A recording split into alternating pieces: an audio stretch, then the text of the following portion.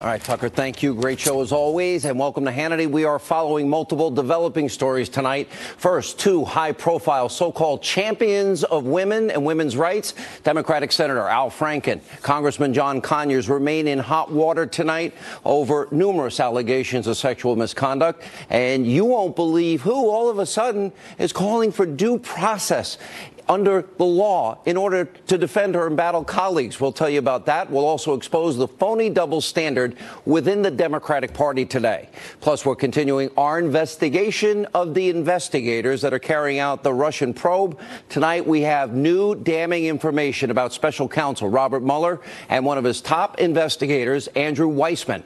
Also tonight, for the next 3.5 weeks, Republicans, you are now facing the biggest challenge in a generation.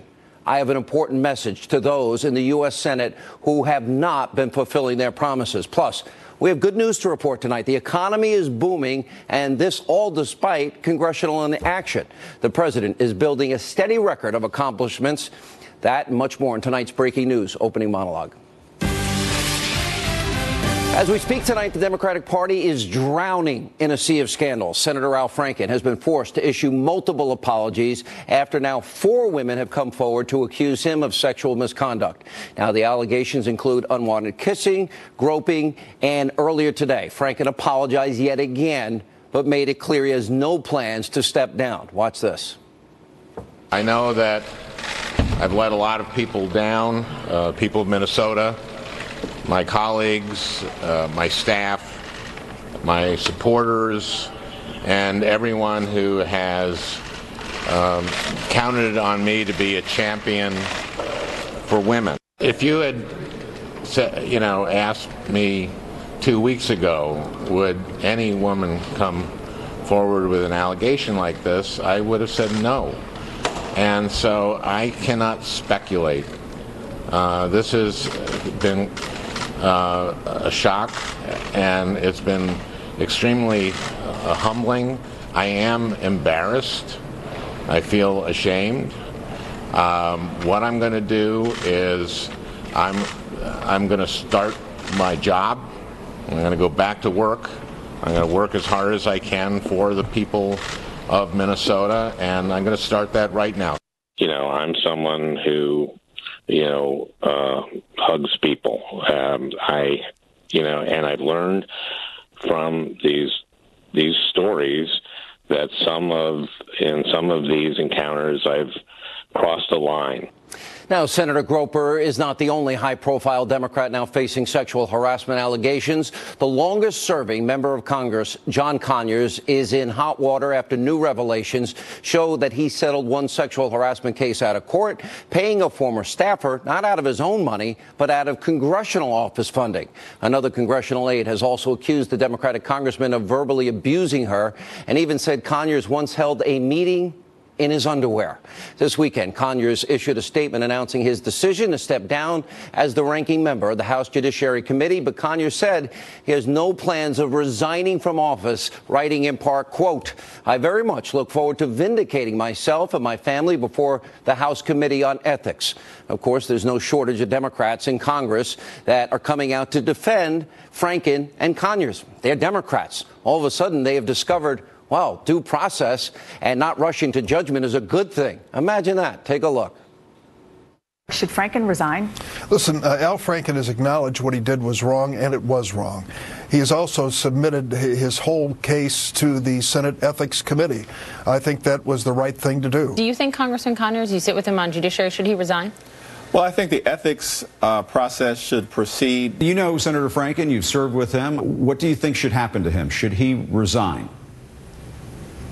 That's the question that will have to be determined after the investigation. The House Ethics just this afternoon announced an investigation into John Conyers. He needs to be held accountable for whatever happened. Should he step down? That, so let's wait and see what the House Ethics does. Your colleague, Al Franken, has been accused. Do you think he should resign? I think that is a distraction to be talking about resignation. Do you now think that your colleague Conyers should resign from the House? No, and I don't think the rules are different from anyone else. House Minority Leader Nancy Pelosi is also rushing to defend Conyers. She's saying, oh, no rush to judgment. She's actually calling for due process. Watch this. We are strengthened by due process. Just because someone is accused, and was it one accusation? Is it two? I think there has to be. John Conyers is an icon in our country. He has done a great deal to protect women, violence against women. He got to hide his settlement. He got to, his accusers had to go through all sorts of craziness. So why is he entitled to new due process in this case? No, we are talking about what we have heard. I've asked the Ethics Committee to review that. Yeah. He has said he'd be open. He will cooperate with any review. Excuse me? Do you believe John Conyers is accused? I don't know who they are. Do you? They have not really come forward. And that gets so you don't know if you believe the accusations? That's for the Ethics Committee to review. Now, I stand consistent. I say never rush to judgment. I say everybody deserves the presumption of innocence, and I stand by that in this particular case. But it is funny that Congresswoman Pelosi only seems to care about due process, but only when Democrats are involved. During that same interview, Pelosi was asked about a comment she made in 1998. Then host of Meet the Press, Tim Russert, asked her about the investigation into Bill Clinton. This gets rather humorous, but sad. Why the silence when there have been these allegations, serious ones, about President Clinton? Well, I'd like to say that I think that the women of America are speaking out about what they think about this whole situation. And the women of America are just like other Americans in that they value fairness, they value privacy, and do not want to see a person with uncontrolled power, uncontrolled time, unlimited money investigating the President of the United States. With inconsistent statements like this, can you really trust the Democratic Party to be the champion for women? Or are they just playing politics with the topic? Can the Democratic Party really stand for women when it protected the Clintons for 30 years, who took millions and millions of dollars from countries with the most atrocious women's rights records? And can the Democratic Party really stand for women when it supports a person for president who we all know actively tried to silence all of her husband's sexual assault accusers? And by the way, even on Meet the Press, they called Bill Clinton a predator, being accused of predatory behavior. The answers to us are pretty simple. Now, we turn our attention to another top story tonight. The lawyers for former National Security Advisor Michael Flynn are reportedly meeting with members of Robert Mueller's team, a sign that a deal could, in fact, be in the works. Tonight, once again, we are investigating the investigators behind this Russia collusion probe, including the special counsel himself, Robert Mueller, and one of his top prosecutors, Andrew Weissmann. The L.A. Times this weekend out with a brand new profile on Mueller, highlighting many of his serious flaws. Now, according to the article, quote, Mueller has a record that shows a man of fallible judgment who can be slow to alter his chosen course. Now, the article goes on to criticize his handling of the 2001 anthrax case while Mueller was serving as the director of the FBI. The report reads, quote, his tenacious yet linear approach to evaluating evidence led him to fumble the biggest U.S. terrorism investigation since 9/11. Now, of course, this is the very same Robert Mueller who stood by and did nothing when he was the director of the FBI, while the controversial sale of Uranium One was being approved by Hillary Clinton, Eric Holders, and others in 2010.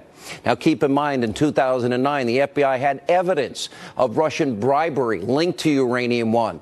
Remember, a confidential informant provided further evidence of a potentially illicit deal. This was 18 months before, where 20% of America's uranium was at stake here, all while the United States faces a uranium shortage. So why didn't Robert Mueller stop that horrible deal? Now some are questioning the motives behind who Mueller chose to staff the Russia investigation. Later tonight, you're going to meet a woman named Sidney Powell. She worked at the DOJ for a decade. She believes that one of Mueller's top investigators, Andrew Weissmann, has a documented history of using strong-arm tactics to seek convictions, unethical behavior. Our own colleague, Greg Jarrett, will also join us tonight. He did digging into Weissman's past. He came to the same conclusion. Remember back during the Enron accounting scandal, Weissman, well, he was a hard-charging prosecutor on the task force that brought a controversial obstruction of justice case against the accounting firm, Arthur Andersen. That eventually put that company out of business. It cost tens of thousands of people their jobs, and it was all for nothing. Because in 2005, the U.S. Supreme Court overturned the obstruction of justice conviction in a 9-0 unanimous ruling. But that's not the only example of Weissman's aggressive tactics, resulting in a case being overturned. The conviction of a business transaction between Enron and Merrill Lynch, it sent people to jail, was also reversed by the 5th U.S. Circuit Court of Appeals. Now, critics have also accused Weissman of intimidating witnesses, creating crimes that don't even exist. And in one case in particular, withholding evidence that was exculpatory, that would have helped the defendant. And just like Mueller, Weissman is also tied to this corrupt Uranium One deal and the ensuing cover-up. Weissman ran the DOJ's fraud section during the Russian bribery scheme. And Greg Jarrett noticed that his name, his signature, are on the bottom of the plea agreement that was signed by the Russian businessman involved in that case. So why in God's name would Mueller appoint Weissman, with this record of being overturned, to be involved in the Russia investigation? If we're going to be entirely honest, the entire Russia collusion investigation may never even have taken place if not for the complete hysteria on the left from the moment Donald Trump defeated Hillary on November 8th of 2016. Over the weekend, the president tweeted, quote, "Since the first day I took office, all you hear is the phony Democratic excuse for losing the election. Russia, Russia, Russia. Despite this, I have the economy booming and have possibly done more than any 10-month president. Make America great again." Now, the president is right to push these significant economic triumphs that have now taken place in the last 10 months. We're going to get to more of that good news in a minute. But first, I want to offer a sincere message to lawmakers in Washington. Despite setbacks, the House of Representatives, well, they have actually gotten some work done fighting for the president's agenda. They got the repeal and replace of Obamacare. They got the tax cut. They got 413 other bills and joint resolutions passed. But for the next 3.5 weeks, all eyes will be on the ineffective U.S. Senate, where we've seen a much different story unfolding. Now, of President Trump's 515 nominations, civilian nominations, only 249 have yet to be approved in almost a year. And of course, we all remember the Senate's failure to repeal Obamacare. And now a tax reform vote is looming, but its fate is totally uncertain tonight. And like many other pieces of crucial legislation pushed by the Trump White House, well, you have several Republican senators standing in its way. So tonight we asked John McCain and Lisa Murkowski, Bob Corker, Jeff Flake, the snowflake, and others who might be planning to kill the tax cut bill. I have a message for you. Voters did not put you in office to do nothing and vote no on everything. The American people put you in office to solve difficult problems and get the job done. So you don't like something in the tax bill? Fix it. And I don't love everything in this bill either, but over the next 3.5 weeks, all of America's watching. They expect a tax reform bill, one that lowers the corporate rate, brings back money and jobs from overseas, that gives a middle-class tax cut, repatriation money. Also, the millions of energy jobs that will be created. Because remember, with these cuts, well, that makes the opening of factories in the U.S. possible. A tax reform bill that's going to spur economic growth, hopefully for decades to come.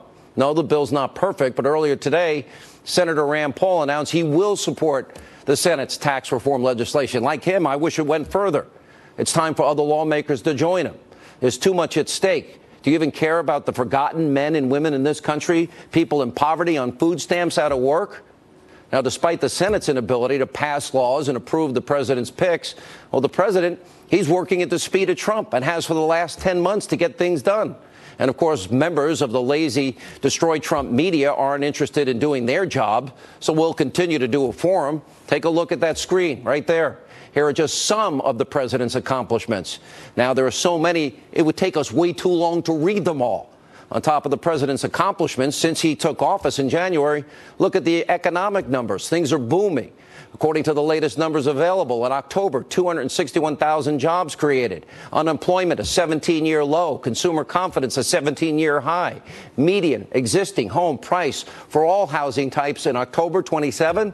People's biggest investment, well, that's up 8.7% from January of 2017. Stock market, again, all-time high. And more people are in the workforce than ever. And on the campaign trail, President Trump promised to make our economy great. Well, so far, that's exactly what he's doing. That's why the Senate needs to get off their backsides and pass this tax reform package. It's vital. Take a look at the president pushing this tax cut earlier today. I think the tax bill is going very well. We had a meeting on it today. It's going to be a tremendous tax cut, the biggest in the history of our country. You'll have to pay a lot less tax. That's okay.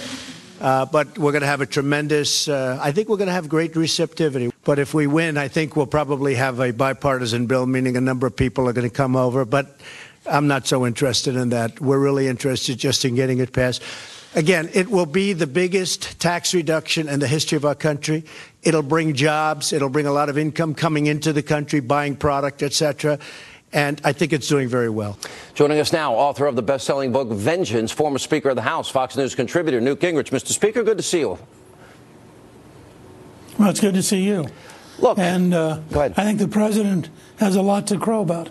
That was pretty impressive. Think about how close he is to getting the tax cuts that will lead to, I think, a generation of economic boom. By the way, I use Ricola, and if it really gets bad, you need strong anti-inflammatories to get the vocal cords working. I use my voice. I'll try and talk more in your favor. But, you know, look at the statistics I just read off. That's significant economic growth. Major corporations now promising billions in investment. Factories saved from moving to Mexico because the president's involved by himself. Burdensome regulation, energy independence. The House, look, they're not perfect. Wasn't exactly happy with repeal and replace. The Senate's getting nothing done, Mr. Speaker. They haven't even confirmed half of the president's nominees. Well, let's see how the next couple of weeks work out. I think you got, first of all, if they can get the tax bill through the Senate, that is a huge victory and erases a lot of problems. Second, I think they're going to get between 100 and 150 appointees approved between now and Christmas. That'll move judgeships, ambassadors, other jobs at a pretty fast pace up until they leave on Christmas Eve. So I think it'll be a different appearance. Will they get this bill done? Outside the U.S. Do you think the Senate's going to get this tax bill done? Yes. I think they will. Why? I think, because unlike the whole health care fight, this is a really straightforward issue.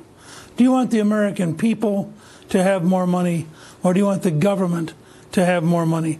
There aren't many Republicans in the end who are going to come down for the government having more money. And I think Rand Paul today had a very fine article explaining why he was for the bill and why he hoped others would join him in being for the bill. And I hope you're going to see, I know, for example, that Ron Johnson has been very worried about the small business tax cuts. Well, I think that's been largely fixed, and I think that the National Federation of Independent Businesses and other folks who are for the Job Creators Network have all come out and said this is a very good first step for small business. It helps probably 95% of the small businesses in the United States. So there are a series of those things coming down the road that make me feel pretty optimistic. Yeah. By the way, I've had your same throat issues. People think it really hurts to talk. It doesn't, right? I mean, we're not going to torture you. It just is what it is. The vocal cords get inflamed, and they just need to calm down, is all it is. But it doesn't hurt. I speak from experience. It just makes us think it hurts. Yeah. I like the middle-class tax cuts. It's necessary.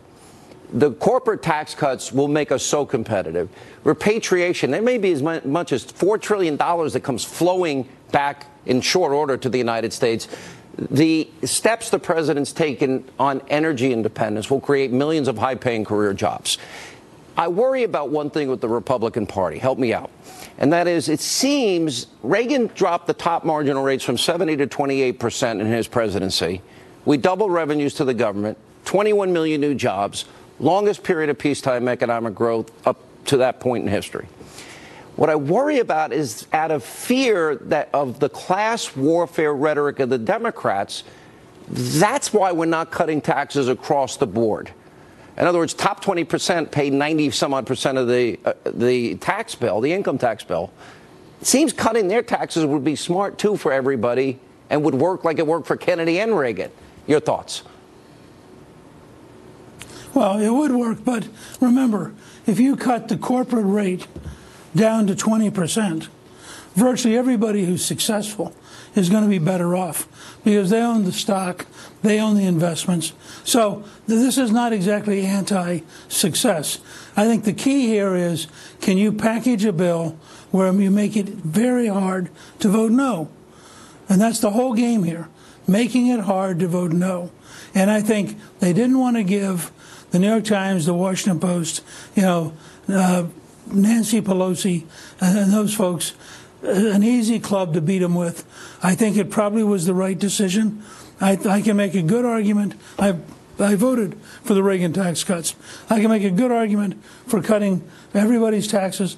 But the truth is, if this economy booms, everybody who's successful is going to be a lot better off just because they're going to be part of a huge rising tide of economic opportunity. Let me ask you about Franken Conyers. I played that Russert clip from Meet the Press with Nancy Pelosi, and now she's calling for due process, but only because it's a Democrat.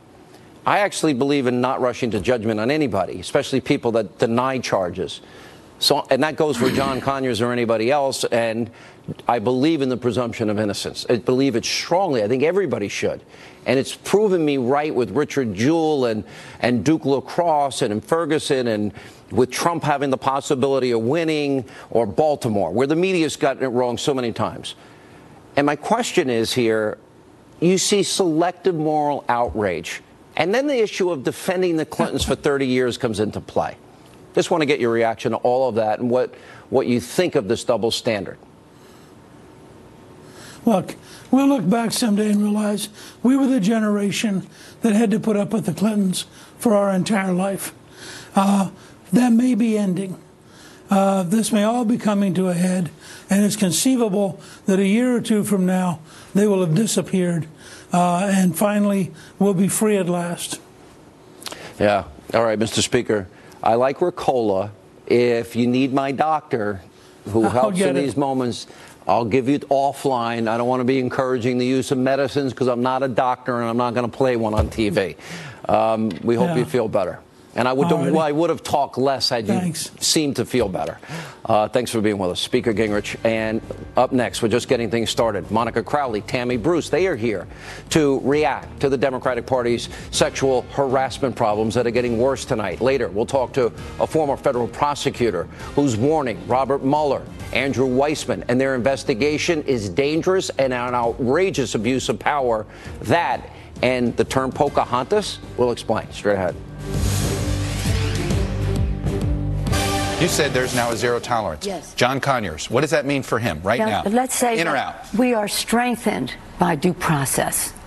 Just because someone is accused, and was it one accusation? Is it two? I think there has to be. John Conyers is an icon in our country.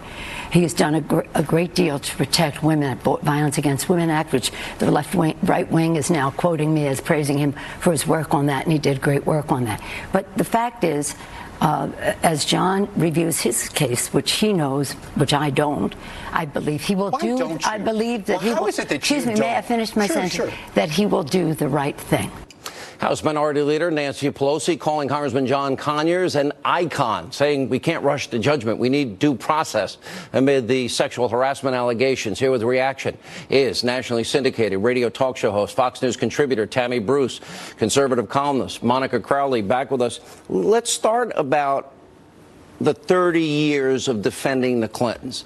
Then I didn't hear many Democrats talk. I don't hear them ever talk about due process, not rushing to judgment if it's a Republican. It's pretty transparent now, but it's serious because I say to not rush to judgment on anybody, and that includes John Conyers, who I don't agree on anything with. So the gravitational pull of partisan politics we know is incredibly powerful, Sean. But here's what makes Mrs. Pelosi's comments so fascinating and also so hypocritical. Because over the last couple of weeks, we've seen a lot of high-profile leftists, people on the left, now saying, well, we need a retrospective on the Clinton crimes against women, the rape allegations, the allegations of sexual assault and sexual harassment. There needs to be a reckoning. Some have even said Bill Clinton should have resigned 25 years ago, wait, right? They can say it now, but wait a minute. The Clintons have no power. But that's right. But that's what makes her words meaningless. Because if the left really meant what they've been saying over the last 2 to 3 weeks about Bill Clinton, then they should be applying an even standard across the board. And what you just saw with Mrs. Pelosi is, well, okay, the Clintons are no longer helpful to us, so we're going to pass judgment on him now that it's too late. But John Conyers, a civil rights icon, no, he needs to stay, and Al Franken needs to say. Let me add something here. This is why I split with Now, was during the Bill By the Clinton way, what you mean National Organization for Women? You were the president in LA chapter. I was indeed. Yeah. And when I saw, this was where it was clear that it was a fraud. Susan Sarandon's even come out, I think in the last 2 days, saying this entire movement's been a fraud. And my first book, in 2001, saying that the racism, sexism, and homophobia lives on the left. Everything they're doing is fake. And it's like domestic violence. They say they're your champion, they're going to protect you, while they victimize you day after day. It is finally now becoming clear how much of a fraud this dynamic has been, how many lives they've ruined, and what they're saying when she says John Conyers is an icon. What they're saying is we are willing to have individual women's lives destroyed by these men in the name of the collective. And if anybody, of feminists of all people, should be appalled, liberal women should be appalled, realizing that they've been conned for 2 generations at this point. It's too serious, and I said this in the Moore case. The charges were too serious, that people deserve answers. And eventually it's going to be the people that decide, which, by the way, rightly so, not commentators, not these fake news people. Let me tell you how bad it's gotten in this case. This was in the Huffington Post. I want to put it up on the screen, and you can read this. Leanne, meaning Leanne Tweeden, was never raped. She was never assaulted. She was never the victim of sexual violence or harassment. She was a willing and active participant in a comedy show that involved sexualized behaviors, and she consented to participate. She didn't consent to that picture. She was asleep, and that's called evidence. That's irrefutable, incontrovertible evidence. Let me put up another piece. There was a tweet, so-called feminist in this case. Emily Linden is her name. You know, here's an unpopular opinion. I'm actually not at all concerned about innocent men losing their jobs over false sexual assault harassment allegations. Oh, is it your brother? Is it your father? Is it your husband? Is it somebody you care about? This country is built on individual liberty and individual rights. And what the left is all about, to Tammy's point, is about the collective. They will put their agenda and they will put the so-called good of the group ahead of the rights of the individual, right? So this is what we're seeing now across the board. And with these folks, I will say this, that if you are a woman accusing a man of the left of this kind of thing, you face an uphill battle. You face a much steeper fight because they put the group and the agenda ahead of individual rights. Part of what has made this flood happen, especially in Hollywood, is the fact that the Clintons now are effectively powerless. They were the glue holding it up. People presumed she would be elected. The silence continued. But as they realized that the people that they were believing would remain in power would not, I think then, of course, a few women said, well, wait a minute. Why are we protecting Harvey Weinstein? Why are we protecting Price at Amazon? Why are we saying nothing when, in fact, they turn around and they realize, because the Hillary Clinton campaign was also false, effectively, but why Tammy, are we doing this now? I got the crap beat out of me because I said don't rush to judgment. As it turns out, in the case of Roy Moore, when I said, okay, you have to answer these questions. Yes. Well, now we have a woman that claims she has a yearbook. I've talked to forensic experts. They would be able to determine if the signature was his, if they can compare his writing at the time, and whether or not the ink was old or new. Yes.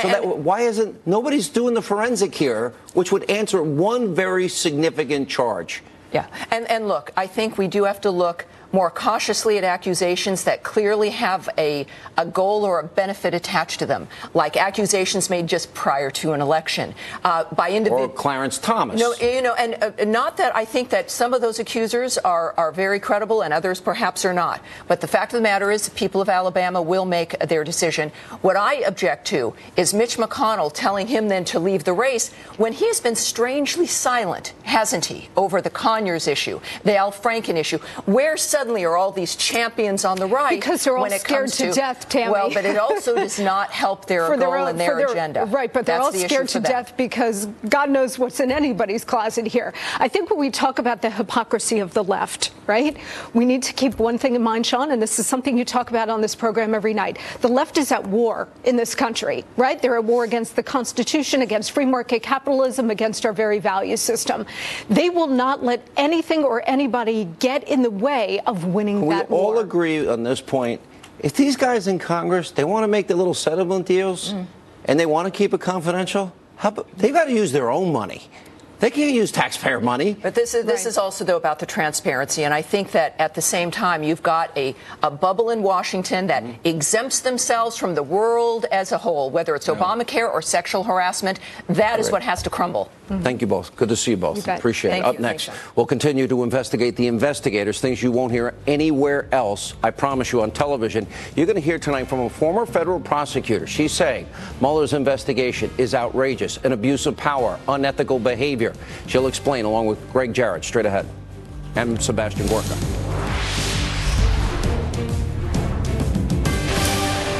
And welcome back to Hannity. We continue to investigate the investigators. Now, my next guest worked for the DOJ for over a decade, says Robert Mueller's investigation is an outrageous abuse of power. Now, she is the author of License to Lie, Exposing Corruption in the Department of Justice. Former federal prosecutor Sidney Powell joins us, as well as Fox News legal analyst Greg Jarrett. So the L.A. Times, Sidney, had this piece. It was brutal to Robert Mueller. Andrew Weissman has the single worst record when you look at Merrill Lynch, Enron, Arthur Andersen. Tens of thousands of people lost their job.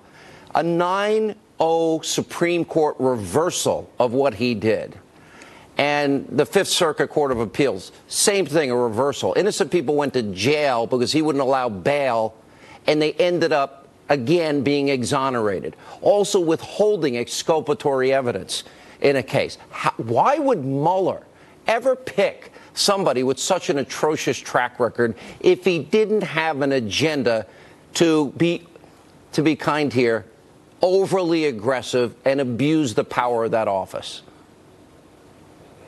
You are putting it very politely, Sean. Andrew Weissman is the poster boy for prosecutorial misconduct. He was the driving force behind the indictment of Arthur Andersen, which, as you mentioned, within a week of being unsealed, eradicated a company, a venerable company, and 85,000 jobs worldwide with the stroke of the pen on the indictment itself. Andersen was given the death penalty, only to be reversed 9-0 by the Supreme Court 3 years later. That never happens, by the way. Not many 9-0 decisions, are there?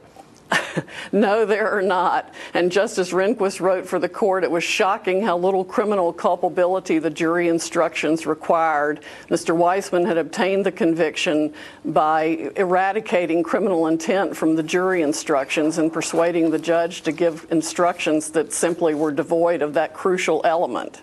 You write, Greg Jarrett, that Weissman is a notorious lawyer, known for abusive tactics and for weaponizing the law in a ruthless and often unprincipled quest to convict. Innocent people have been victimized by him. His biggest cases, as we've been talking about, reversed. Yeah, I mean, I think about all the people, tens of thousands of people who lost their jobs because of that man right there over absolutely nothing. And the Merrill Lynch employees who were incarcerated, some of them in solitary confinement before the Fifth Circuit released them. Yes, for nothing. I mean, this is a man who has been accused of threatening witnesses and hiding exculpatory evidence. It is unconscionable. It is unethical. How does he even have the ability to practice law? Because there is a syndicate going on within the Department of Justice. Let's call it a cartel, the equivalent of the mob. It's composed of that man, Andrew Weissmann, Robert Mueller, James Comey, who has now lost his job, and Rod Rosenstein, who's the Deputy Attorney General. And the fact that all four of them are involved in the Trump-Russia investigation, it should be a cause for concern for every American. They have little credibility because their integrity has been compromised. Nobody, Sidney, seems to know the power of a prosecutor before a grand jury. We know you can indict a ham sandwich. Why did Mueller pick this team? Obviously, he picked partisan Democrats. We've highlighted that. But picking a guy that is usually ruthless, unprincipled, perhaps even unethical tactics? Why would Mueller do that if he didn't have an agenda here and knowing this guy's background? Because Weissmann is the perfect tool for Mr. Mueller to do exactly what he wants to do. Weissmann has a very long history of this, and he and Mueller go way back. They've been working together for at least 20 years. Rosenstein worked for Mueller back in 1990 through 93. Comey has worked with Mueller. They are part of what I call a corrupt cabal of former prosecutors and now current prosecutors again, who are willing to do whatever it takes to achieve whatever they want to achieve. And they define that themselves, not by the facts, but by whatever their goal is. And the willing tactics to they win use, at any cost. Well, we'll give you a get-out-of-jail-free card. Just tell us what we want. That doesn't necessarily even have to be true. You're going to tell us this, and that, or you're going to be indicted. Let me go to you. You make the connection between Rosenstein and Comey and Mueller and Weissmann. This deal like best BFFs. They are. All of them. And, you know, as I say, it's sort of an illegal syndicate that's acting under the guise of the law. How can this happen in the United States of America, Greg? This is not a banana republic here. Because the Department of Justice, and particularly the FBI, and Comey and Mueller were at the FBI, have turned into this renegade rogue deep state that operates under their own rules. You think they're going law after, be damned. Do they really? They don't want Manafort. They don't want General Flynn. They want Trump.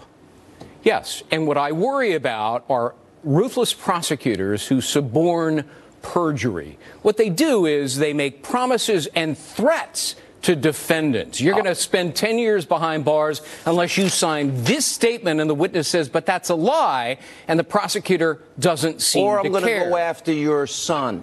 It's extortion. It's bribery. When they do it, it's legal. When you and I do it, it's illegal. It's got to stop. Sidney, last word. Do you agree with all that? I do agree with that. He indicted Andrew Fastow's wife. That facilitated Fastow's cooperation. He put young Enron treasurer Ben Glisson in solitary confinement until he was ready to cooperate. He will do anything to get people to say what he wants them to say, and then he'll prove a case with hearsay. That's why there are always conspiracy charges. And we're not seeing mission creep here, Sean. We're seeing creeps on a mission to destabilize and destroy this president. I have 2 copies of your book coming, thanks to my friend Greg Jarrett. We will read it in full. We will continue to do this investigation. It's scary what they're describing. When we come back, the president calls Senator Elizabeth Warren Pocahontas today.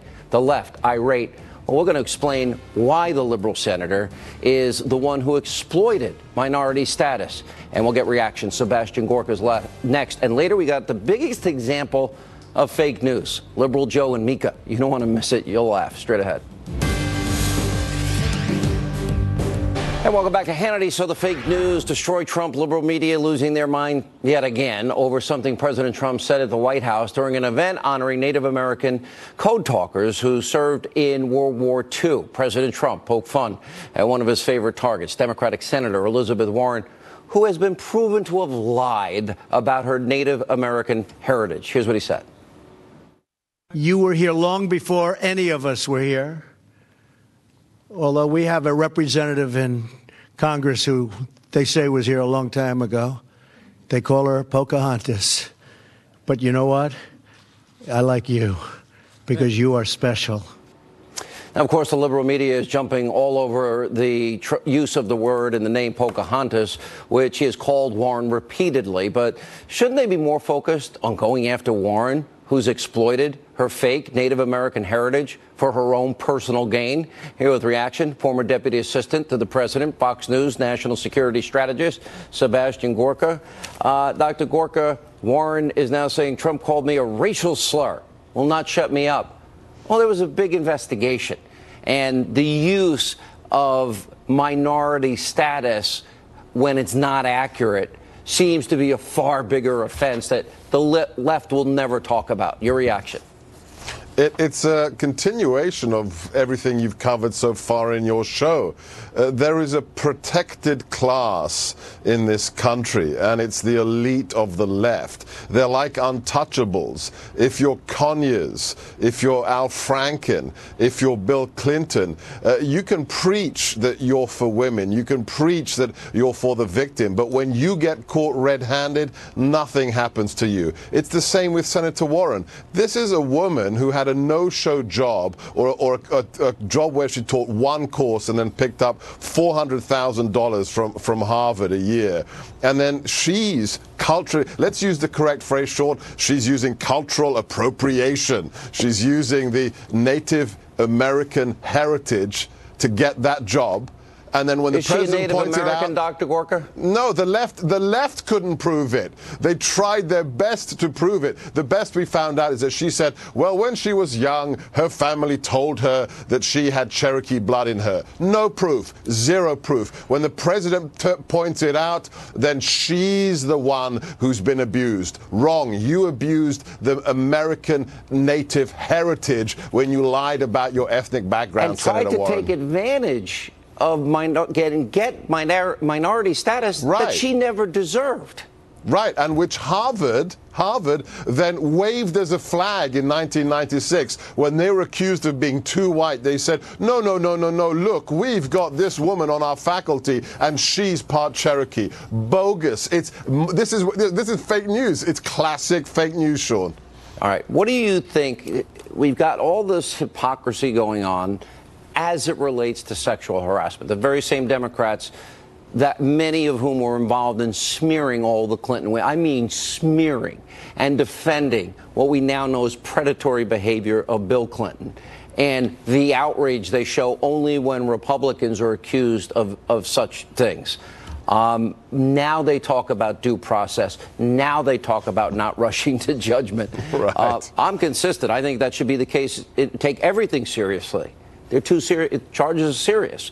But people do still deserve the presumption of innocence, and that's even John Conyers. But they politicize this. Your thoughts? Look, that's the American way. We have to be a nation of law and order, of rule of law, even for the elites. As my good friend... Not trial by media. Not trial by media, and not false accusations that are just built upon and built upon. Look, Sean, it's very simple. As my good friend Chris Plant, who has the morning radio show here in D.C., says all the time, if the left didn't have double standards, they wouldn't have any standards at all. That's the bottom line. It's flexible. It's made of rubber. Oh, and if you're one of us, if you're Hillary, if you're Bill, if you're Connors, if you're Franken, don't worry. When you get caught, we'll cover for you.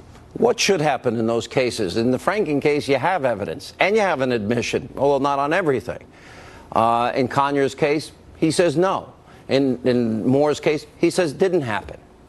Well, ideally, the elite should police itself. They should say, no, you have to leave. You must show that you have moral fiber, and you must resign, or you must be sacked from your positions. If there's a legal case to be made, if there's actual sexual assault, that should be investigated to the end of the trail. Agreed. Whether they're Republicans or whether they're Democrats. Agreed. I don't think it's hard to find. All right. As the Senate and this tax bill, we have 30 seconds. Yeah. Is it going to pass? And do you have any faith it will pass? I give it a 50-50 shot. If they don't realize, if the GOP establishment doesn't realize that their necks are on the line if this doesn't pass, then more fool them. More fool them. All right. Sebastian Gorka, always good to see you. Thank you for being with us. All right. It's like one of the biggest examples of fake news. You can't make this stuff up.